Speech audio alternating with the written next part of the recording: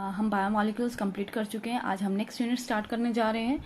हमारी यूनिट है unit number 7, P block elements. बहुत ही इंपॉर्टेंट यूनिट है और ये कंटिन्यू है जो हमने 11th क्लास में पढ़ा था उसका। अगर मैं पी ब्लॉक एलिमेंट्स की बात करूँ तो ये एटलीस्ट 8 मार्क्स की जो है एग्जाम्स में आती है, और इसमें जितने भी क्वेश्चंस बनते हैं वो सारे रीजनिंग टाइप बनते हैं। सारे के सारे रीजनिंग है, या कोई स्ट्रक्चर ड्रॉ करना है, या फिर अगर हम कहते हैं कंप्लीट द फॉलोइंग रिएक्शन है, इस हिसाब से। और दूसरी बात, यहाँ पर जितनी भी हम रिएक्शंस करेंगे, अगर हमें कोई कंप्लीट द फॉलोइंग रिएक्शन आती है तो वो रिएक्शन हमें बैलेंस भी करनी होगी। ठीक है, तो यहाँ पर बैलेंसिंग के भी मार्क्स होते हैं। तो हमारे पास आज हम स्टार्ट करने जा रही हैं unit number 7, P block elements. और मैं जो सबसे पहले लेके चलूंगी वो जनरल इंट्रोडक्शन लेके चलूंगी। ठीक है, ताकि हम एक बार 11th वाला रिवाइज हो जाए। ठीक है, तो एक बार हम देख लेते हैं हमारी पीरियोडिक टेबल। जैसा कि हमें मालूम है कि बहुत सारे एलिमेंट्स होते हैं और उन एलिमेंट्स को अरेंज किया जाता है एक टेबल की फॉर्म में, नॉन एज पीरियोडिक टेबल। ठीक है, इस पीरियोडिक टेबल में जो है इतने सारे एलिमेंट्स को लगाया गया है तो उसको पढ़ना और इजी हो जाए, तो इसलिए पीरियोडिक टेबल को जो है 4 ब्लॉक्स में डिवाइड कर दिया गया। एस, पी, डी, एफ, ये हमारे पास 4 ब्लॉक्स हो गए अकॉर्डिंग टू कॉन्फ़िगरेशन। जैसे अगर हमारे पास कोई एलिमेंट एस का है, अगर हम उसका कॉन्फ़िगरेशन लिखेंगे तो लास्ट इलेक्ट्रॉन किस में जाएगा? एस के ऑर्बिटल्स में जाएगा। लास्ट इलेक्ट्रॉन अगर डी के ऑर्बिटल्स में जाए तो डी ब्लॉक, अगर पी में जाता है तो पी ब्लॉक। जैसे एग्जाम्पल मैं ले लेती हूँ, पी से ही एग्जाम्पल उठा लेती हूँ। अगर मैं पी की बात करती हूँ, पी के अंदर जो मेंबर्स हैं वो ये हैं: boron, carbon, nitrogen, oxygen, fluorine, neon. मैंने यहाँ पर एक पीरियड उठा लिया पूरा का पूरा, boron, carbon, nitrogen, oxygen, fluorine, neon. तो मतलब बोरोन की फैमिली हो गई, कार्बन की फैमिली हो गई, नाइट्रोजन की फैमिली हो गई, ऑक्सीजन की फैमिली होगी, फ्लोरीन हेलोजेंस की फैमिली हो गई, और हमारे पास लास्ट जो है कुछ एलिमेंट्स हैं नोबल गैसेस, उनकी फैमिली हो गई। ठीक है, कितनी फैमिलीज आ गई? 1 2 3 4 5 6। तो ये जो पी ब्लॉक है इसके अंदर 6 ग्रुप्स जो है वो हम स्टडी करते हैं। ठीक है, तो हमने बताया कौन कौन से होते हैं। पूरी पीरियोडिक टेबल में अगर आप देखते हो तो टोटल जो ग्रुप्स होते हैं वो 18 ग्रुप्स होते हैं, जिसमें से 1 और 2 इस ब्लॉक में आता है। ग्रुप नंबर 3 से लेकर ग्रुप नंबर 12 डी ब्लॉक में आता है। ग्रुप नंबर 13 से स्टार्ट होता है, ग्रुप नंबर 13, 14, 15, 16, 17 और 18। ग्रुप नंबर 13 से लेकर ग्रुप नंबर 18 तक की जो 6 ग्रुप हैं, ये 6 के 6 ग्रुप किस में आते हैं? पी ब्लॉक में आते हैं। ठीक है, अगर हम बात करें इन फैमिलीज की, तो मैंने बताया ग्रुप नंबर 13 को बोरोन फैमिली कह देते हैं, ग्रुप नंबर 14 को कार्बन फैमिली कह देते हैं। ये दोनों हम पढ़ के आ चुके हैं हमारे +1 के अंदर, ये दोनों के दोनों फैमिलीज। आज अब जो हमने पढ़नी है वही 4 फैमिलीज पढ़नी है, ग्रुप नंबर 15, 16, 17 और 18। ठीक है, मैंने आपको बताया कि इनको पी ब्लॉक में रखा गया है। क्यों रखा गया है? अगर हम इसमें से किसी का भी कॉन्फ़िगरेशन लिखकर देखें, जैसे सपोज नाइट्रोजन का मैं लिखना चाह रही हूँ, नाइट्रोजन एटॉमिक नंबर 7 कॉन्फ़िगरेशन लिखते हैं तो 1s2, 2s2, 2p3। Last electron किस में जा रहा है? 2p के अंदर जा रहा है, मतलब इसका जो पीरियड है वो सेकंड है, और जो ब्लॉक है वो कौन सा है? p। लास्ट इलेक्ट्रॉन p के ऑर्बिटल्स में जा रहा है, तो इसलिए इसको क्या कह दिया गया? p ब्लॉक कह दिया गया।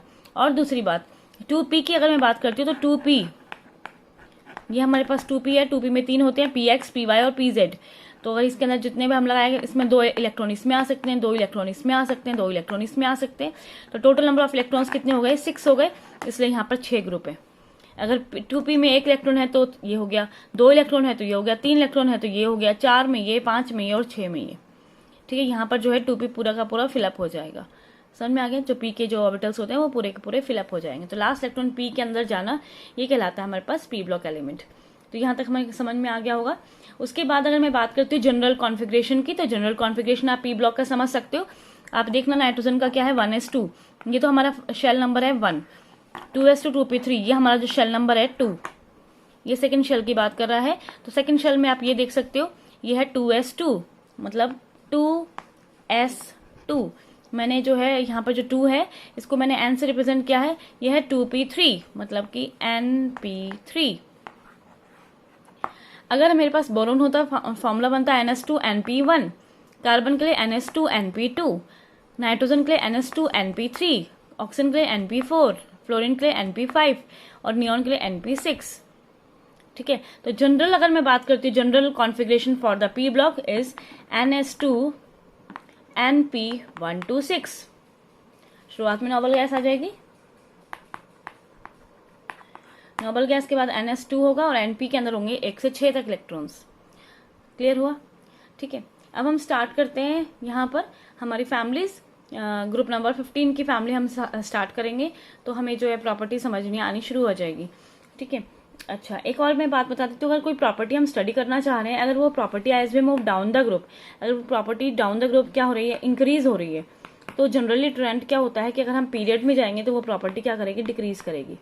अगर कोई चीज़ यहाँ डिक्रीज हो रही है तो वो यहाँ क्या करेगी, इंक्रीज करेगी। ठीक है, तो सबसे पहले हम सीखेंगे इनका कॉन्फ़िगरेशन लिखना। सबसे पहले ये हालांकि हमने +1 में भी सीखा है, लेकिन अभी भी मैं आपको इसका कॉन्फ़िगरेशन लिखना सिखाती हूँ, कैसे हम लिख सकते हैं इसको। मैंने शुरुआत के पीरियड टेबल रब कर दिए।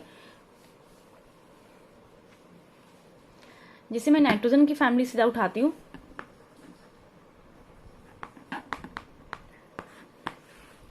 ग्रुप नंबर 15, ग्रुप नंबर 15 में जो एलिमेंट्स आते हैं वो आते हैं nitrogen, phosphorus, arsenic, antimony, bismuth. जैसे कि आपको याद होगा, मैंने आपको बताया था +1 में कि जब हम इसको पढ़ते हैं तो थोड़ा सा पी ब्लॉक को पढ़ना थोड़ा सा कॉम्प्लिकेटेड होता है बजाय के दूसरे के। क्या रीज़न है? क्योंकि इसके अंदर जो है अगर हम देखें कॉन्फ़िगरेशन, तो जो जनरल कॉन्फ़िगरेशन है सबका एक जैसा नहीं है, पहली बात तो। और दूसरी बात ये कि इस पी ब्लॉक के अंदर जो है, अगर मैं बात करती हूँ, ये हमारे पास मेटल्स है, ये हमारे पास नॉन मेटल्स है, और बीच वाले हमारे पास क्या है, मेटलॉइड्स है। मतलब जो एलिमेंट्स का नेचर है वो भी तीनों तरह का है, मेटलिक, नॉन मेटलिक और मेटलॉइड्स, तीनों तरह का नेचर यहाँ पर शो हो रहा है। ठीक है, तो इस कारण से जो है थोड़ा सा पी ब्लॉक को पढ़ना क्या हो जाता है, कॉम्प्लिकेटेड हो जाता है, because of its general configuration, because of its metal, non metal and metalloids nature. ठीक है, यहाँ पर general configuration NH2 NP 1 to 6 नहीं रहता है, थोड़ा चेंज हो जाता है। देखते हैं कैसे। अगर मैं nitrogen, phosphorus, arsenic, antimony, bismuth,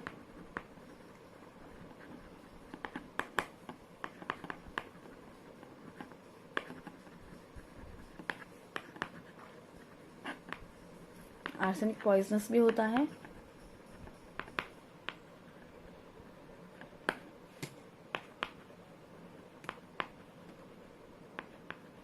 phosphorus की बात करें तो फॉस्फोरस बहुत ज़्यादा जो है एक इम्पॉर्टेंट जो है मटेरियल है, किसके अंदर मिलता है, एनिमल और प्लांट के अंदर मिलता है ये फास्फोरस। ठीक है, ऐसे तो और भी चीज़ें में है, लेकिन मेनली जो है इसमें बनता है, जैसे बोन्स जो बनी होती है वो कैल्शियम फॉस्फेट इस तरह से बनी होती है, तो फॉस्फोरस का यूज़ वहाँ पर हो रखा है। ठीक है, तो नाइट्रोजन के बारे में आपको मालूम ही है। अगर हम एयर की कॉम्पोजिशन जानना चाहें तो एयर के अंदर 78% क्या मिलती है, नाइट्रोजन मिलती है, तो नाइट्रोजन तो है ही इंपॉर्टेंट। बाकी जितने भी आर्सेनिक है, एंटीमोनी है, बिस्मथ, ये बहुत ज़्यादा अमाउंट में नहीं मिलते हैं, इतना ज़्यादा अबंडेंट स्टेट में नहीं आते। ठीक है, तो मैं इनका जो है नोट कराना चाहती हूँ कॉन्फ़िगरेशन। तो देखिए जरा कॉन्फ़िगरेशन कैसे लिखा था। सबसे पहले हम लिखेंगे नोबल गैस। तो यहाँ पर क्योंकि कॉन्फ़िगरेशन है, अगर नाइट्रोजन का मैं लिख के दिखाती हूँ तो मैंने आपको दिखाया था 1s2 2s2 2p3। तो 1s2 जो है ये किसके लिए मेंशन किया गया है, हीलियम के लिए। Next neon, next argon, next krypton और नेक्स्ट जीनॉन। सबसे पहले हम मेंशन करेंगे इन सभी का नोबल गैस। ठीक है, फिर है 2s2 2p3, नेक्स्ट में आ जाएगा 3s2 3p3, 4s2 4p3, 5s2 5p3, 6s2 6p3। इतना तो सब लोग लिख ही लेंगे, लेकिन यहाँ पर ना थोड़ा चेंज भी है। क्या चेंज है चेक कर लेते हैं एक बार।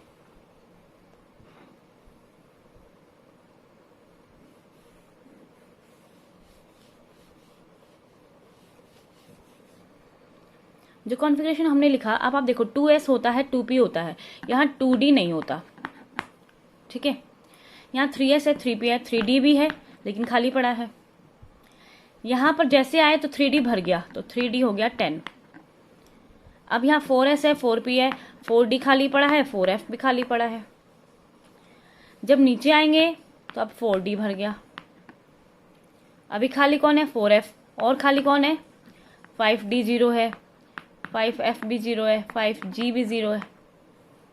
अब नीचे आएंगे तो पहले ये भरेगा 4f 14, और साथ में इसका कौन भरेगा, 5d। इससे भी नीचे जाएंगे तो 5f फिलअप होगा, फिर 6d होगा। ठीक है ना, तो जो मैं बताना चाह रही हूँ वो ये, अगर हम इन कॉन्फ़िगरेशन को देखते हैं तो यहाँ पर क्या हो रहा है, नाइट्रोजन में डी ऑर्बिटल्स प्रेजेंट नहीं होते, बाकी सभी के अंदर जो है डी ऑर्बिटल्स प्रेजेंट है। यहाँ फास्फोरस के केस में डी ऑर्बिटल्स हैं लेकिन वो खाली पड़े हैं, 3D। आर्सेनिक में 3D भरा हुआ है, यहाँ 4D भरा हुआ है, यहाँ 4F और 5D भरा हुआ है।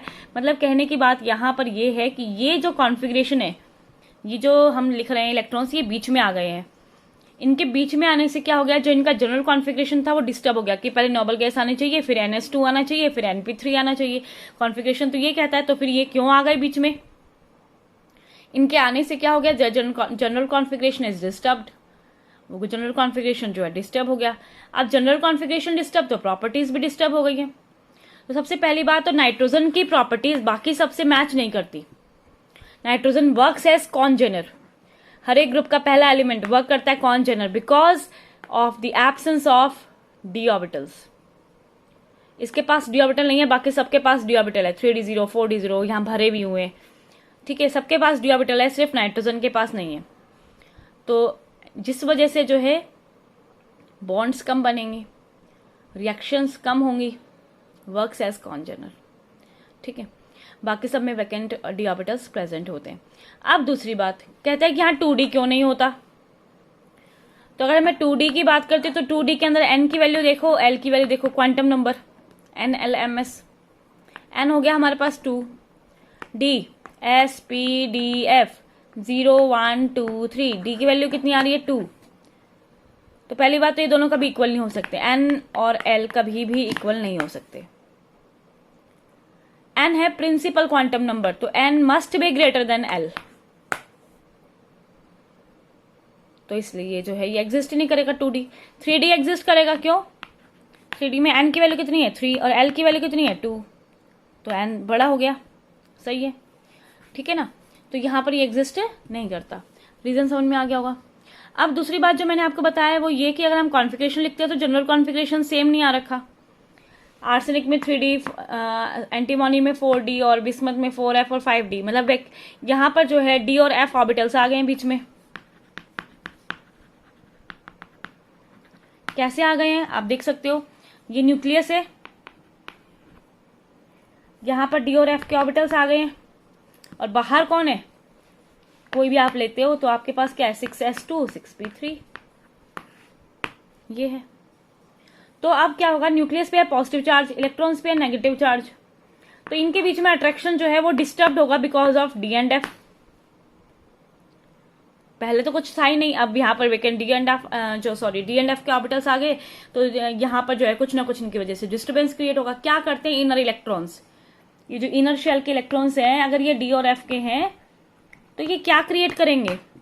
एक टर्म पढ़ते हैं हम शील्डिंग इफेक्ट के बारे में, जिसको हम स्क्रीनिंग इफेक्ट भी कहते हैं।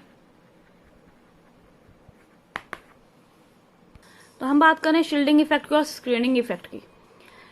क्या हो रखा है, न्यूक्लियस जो है उसके बाहर आउटर मोस्ट शेल में 6s और 6p के इलेक्ट्रॉन्स है, but in the inner shell electrons there is the presence of D and F orbitals, जिसकी वजह से क्या हो रहा है यहाँ पर शील्डिंग इफेक्ट। अगर मैं शील्डिंग इफेक्ट की बात करती हूँ तो शील्डिंग इफेक्ट को स्क्रीनिंग इफेक्ट भी कहा जाता है। एक्चुअली में शील्ड का मतलब क्या होता है, शील्ड का मतलब होता है कवर कर लेना।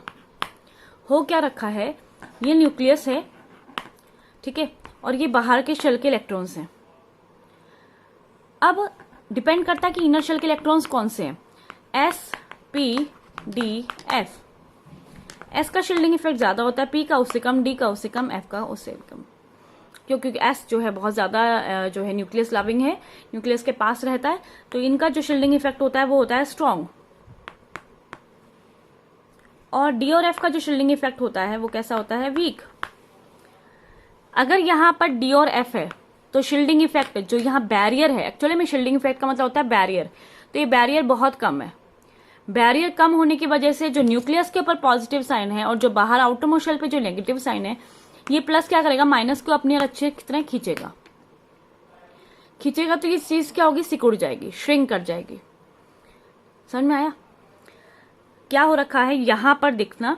अगर मैं बात करती हूँ इन केस ऑफ बिस्मथ में अंदर जो है D और F के ऑर्बिटल्स प्रेजेंट है, जिसकी वजह से बिस्मथ का जो न्यूक्लियस है वो 6s और 6p के इलेक्ट्रॉन्स को अपनी ओर क्या करेगा, यहाँ जो D एंड F का जो इलेक्ट्रॉन्स है इनका जो शील्डिंग इफेक्ट कैसा है, वीक होने की वजह से जो है न्यूक्लियस का पॉजिटिव चार्ज आराम से इस नेगेटिव के पास जाएगा और आराम से इसको खींचेगा।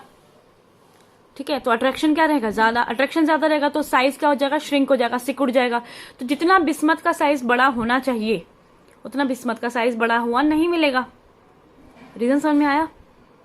बिस्मथ जो है अपनी टेंडेंसी से थोड़ा सा कम साइज रखेगा because of the presence of inner shell electrons D and F, which creates the weak shielding effect. That's why the nucleus, positively charged nucleus, attracts the 6s और 6p electrons more effectively.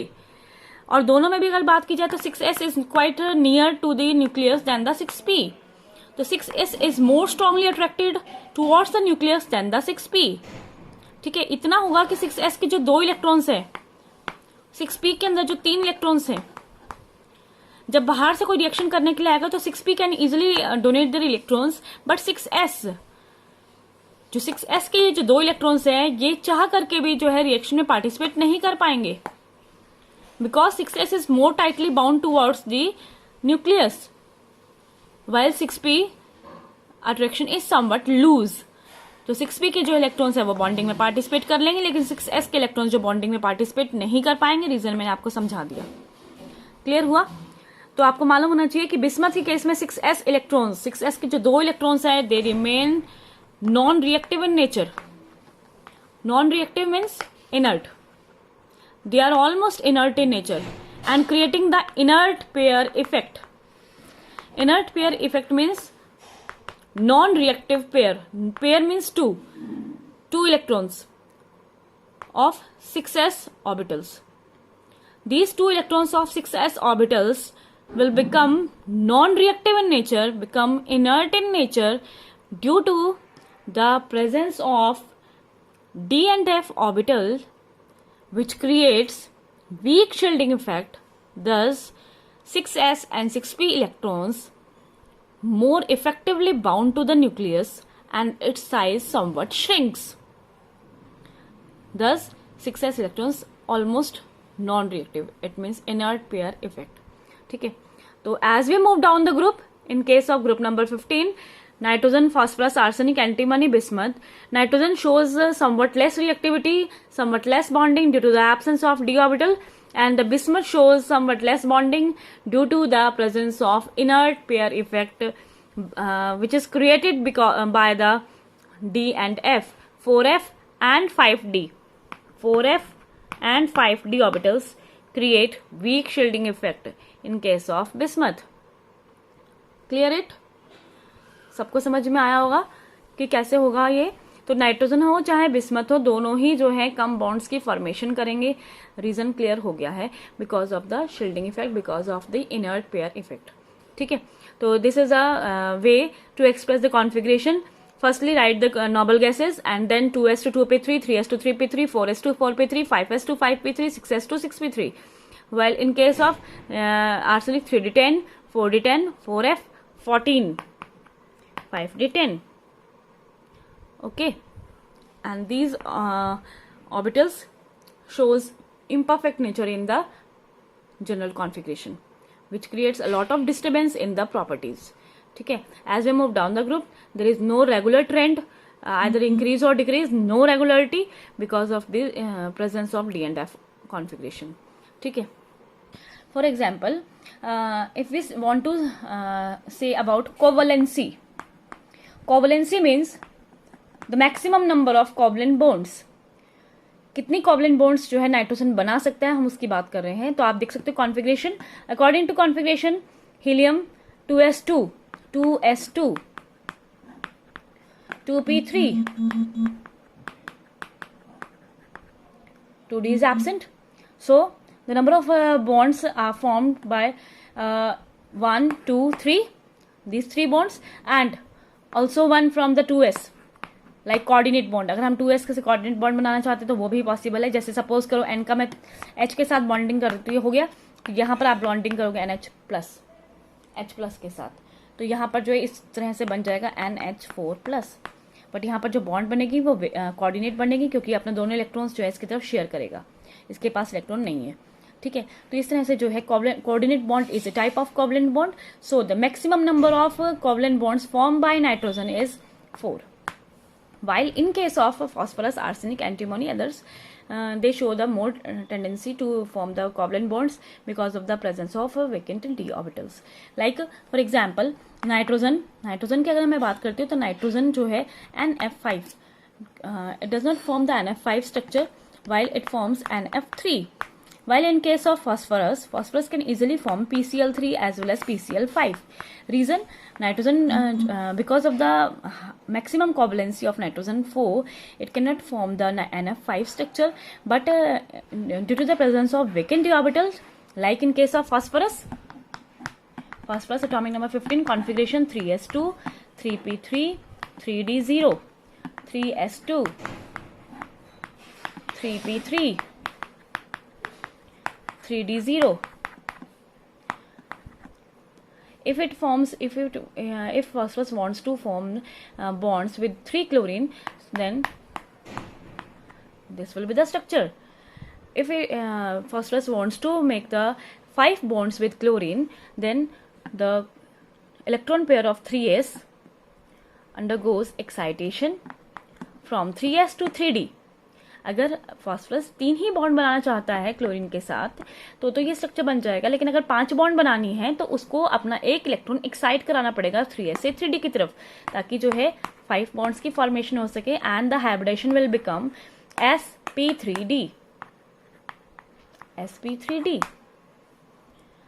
ठीक है, तो यहाँ पर जो मैं point clear करना चाह रही हूँ वो ये कि नाइट्रोजन में जो है एक्साइटेशन पॉसिबल नहीं हो सकता, while in case of phosphorus excitation possible होगा. Reason, because of the presence of vacant 3d orbitals in case of phosphorus. Similarly, some questions are also like this, R3NO and R3PO, which will exist or not. कौन सा इसमें से exist करेगा और कौन सा नहीं.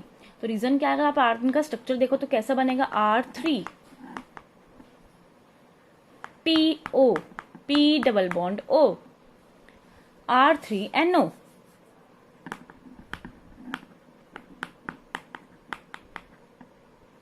In case of phosphorus, 1, 2, 3, 4, 5. Number of bonds is equal to 5. In case of nitrogen, 1, 2, 3 is equal to 4, 5. But in case of nitrogen, the maximum covalency is 4. So it cannot make this structure R3NO. While in case of R3PO, it will form. Reason, its covalency is more than 4. ठीक है, तो ऐसे बहुत से जो है questions हैं जो हमें इस चीज़ को एक्सप्लेन करते हैं. तो हमें पता होना चाहिए कि कौन किसको बना सकता है और कौन किसको नहीं. ठीक है, now come to the next property.